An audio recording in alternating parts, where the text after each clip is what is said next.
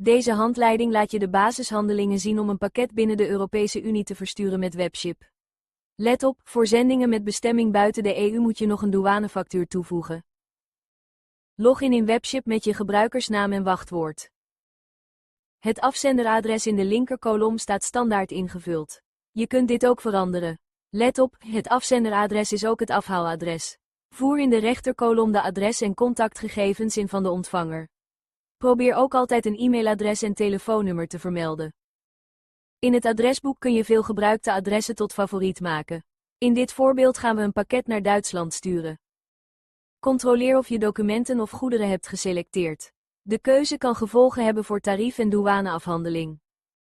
Vul afmetingen en gewicht nauwkeurig in om een correct tarief vooraf te krijgen. Naar Duitsland kunnen sinds kort boetes gelden als het gewicht niet correct is ingevuld.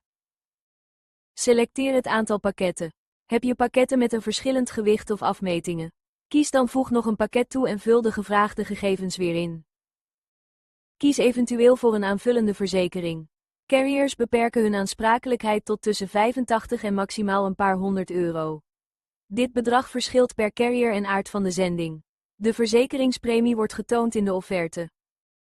Kies de gewenste carrier en service.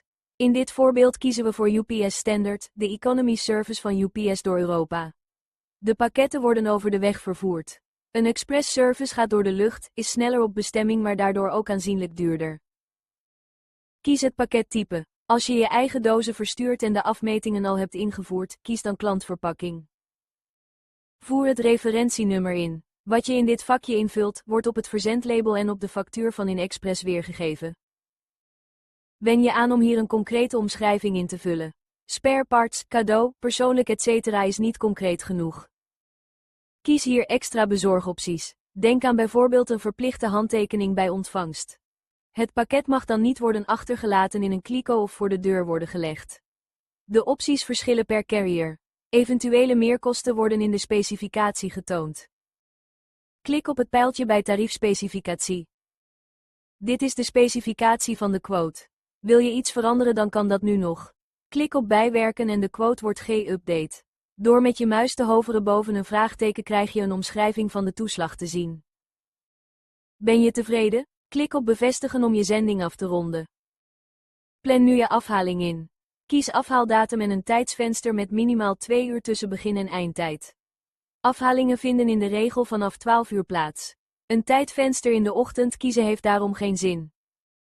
Een tijdstip aangeven kan overigens niet bij DPD en DHL e-commerce, zij komen in de loop van de dag afhalen. Print je label op A4 en bevestig op je pakket. Hiervoor bestaan speciale plastic plakzakjes. Heb je een Zebra label printer, kies dan voor thermal label afdrukken.